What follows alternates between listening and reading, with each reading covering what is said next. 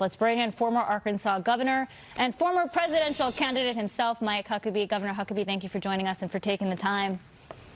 What is going on? Glad to be with you. Across the nation with these constant attacks on religion?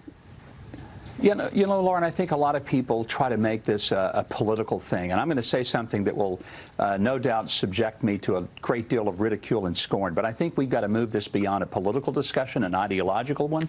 The reason we're having a lot of these attacks is we need to step back and realize this is a spiritual battle. And I'm going to be very clear. The reason you're seeing attacks against the people in a Hanukkah service or synagogues or churches is because there is a spiritual war going on in the world. It's not liberal, conservative, Democrat, or Republican. It's good versus evil. And when we have a society that has rejected the notion that there is a God creator who creates the world and the rules for us to live in harmoniously, and we decide we're going to live in our own way, as it was said in the time of the judges, everyone did what was right in his own eyes, we have chaos. And we have a society that is tuning itself to what we think, feel, and believe rather than to a standard that God's created. And without sounding like I'm preaching a sermon here, when we have that rejection of absolutes, there are no moral absolutes anymore. This is what we end up with. People who just do whatever they want, and they justify it, and they're demonic. This is a seriously ill society and culture that we're living in. Yeah, Governor Huckabee, Kelly Torrance here. You know, I think you're right. You have to look at the root causes. But politicians, they always want to score political points off these sorts of things. Is there anything they can do? I mean, I'm listening to Bill de Blasio blaming President Trump for what's going on. We've seen this spate of anti-Semitic attacks here in New York City. There's so easy to play the blame game, much harder to look at these root causes. What should politicians and the rest of us, frankly, be doing? Well, for one thing, they need to quit blaming each other. I mean, the fact that de Blasio is blaming Trump, he's the mayor of the city. What is he doing about it? The point is he can't fix this either. I mean, there may be certain things in terms of putting people in mental institutions instead of them back on the street when they're mentally ill. But ultimately, it's a societal problem. I mean, it goes back to what I say. We've got to learn to love one another, respect one another, do unto others as we would have them do unto us.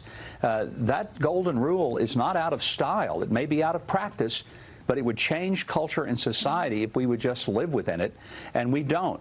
Instead, we have people, if they see a red hat with MAGA on it, they beat the daylights out of the person wearing it.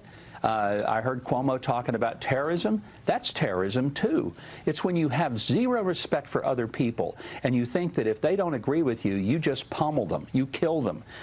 We have an abortion society where 1 million times a year we take a perfectly innocent unborn life and we destroy it. What kind of culture does that? Not a very civilized one, that's for sure. Mike Huckabee, this is Richard Fowler here. So I think this decade will be marked by domestic terrorism, whether it be Las Vegas, the Parkland shooting, workplace violence, the El Paso Walmart. I mean, we can go on and list these different instances of domestic terrorism that marked this entire decade. I mean, and I think you're right to say that we have to sort of pull back from the left or right because this is a larger American problem. But how do we work on sort of coming together, both parties, to solve the fact that we are in an era where domestic terrorism is real, and it's happening in neighborhoods all across this country? Well, I think it is we stop the blame game, because you have people saying, oh, we just get rid of the guns, we'd be fine. Well, it was a machete used in the Hanukkah shooting, and if it was a gun that stopped what would have been a horrifically worse murder situation in the church. So it's not the weapons of choice, it's the lack of heart, it's the lack of focus in human beings. And when we have an education system that from the time these kids are tots tells them that there's nothing that is really right nor wrong, it's whatever they think it is, whatever they feel it is, whatever they believe it is, and that results in an adult becoming where they also think that they don't have to tune their lives. Real quickly, let me just mention, as a musician, I know this, that before you play a song, you got to tune your instrument. What do you tune it to? Do you tune it to what you think? No, you tune it to a standard. We are a culture and society that is not tuning to any standard other than what we want. We're selfish. We've sat around and we've created this culture in which it's all about me. And that is a dangerous place for us to continue going. Governor, you say you're not preaching, but I'm sitting here saying amen. I mean, that was beautiful. I do want to talk about impeachment. All eyes clearly on the Senate ahead of the impeachment trial for the president. He's expected to be acquitted, obviously, because the Senate is Republican-controlled and the Constitution requires 67 votes in order to remove a president from office. But you have those senators in swing states that could actually change their votes. There's new speculation that Alabama Democrat Doug Jones could vote against impeachment. But, Governor, there's also concern that some Republicans could vote for it, and that concern was raised by Lisa Murkowski of Alaska. You know, if she were to do something like that, I think it would be utterly disastrous. What basis would it be? This whole impeachment is a scam. The fact that there's not a bipartisan agreement, that there's something that's been done that's impeachable, and to remove a president during an election year in itself is unthinkable, unless there was something so egregious that the Republicans and Democrats could agree that this is a person who does not belong in public office. And that's simply not the case. This is a political outcome. Supposedly this is about Ukraine, yet the people pushing impeachment said, we've been working on this for 2 years. What do you mean, 2 years before the phone call to Ukraine even took place?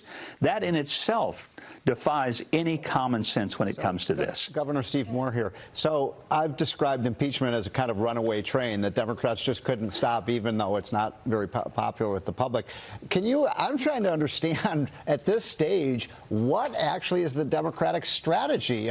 Do they want to go forward with the impeachment in the Senate? Do they want to bring it to a halt? I mean, I just don't understand. I don't think the American people really understand what the Democrats' next step is. Let me bring an image from 100 years ago, the Keystone Cops, people running around not having a clue what they're doing. I mean, I think that's what we're seeing with impeachment. They knew what they wanted as an outcome. They just didn't know how to get there, and they threw everything they could against the wall to see if something stuck. I think it's made them fools. But, Stephen, you, more than anyone probably going to be on television today, understand, what are they going to do? They can't run about the economy. They can't say, boy, this economy's in real trouble. It's a mess. I mean, wages are up for people at the lowest end of the economic spectrum. You just talked about the stock market. It's been on fire. Every prediction that the people on the left made about the economy has been proven wrong. Deregulation, I think even more than tax cuts, but tax cuts combined with deregulation has put a fire to the fuse.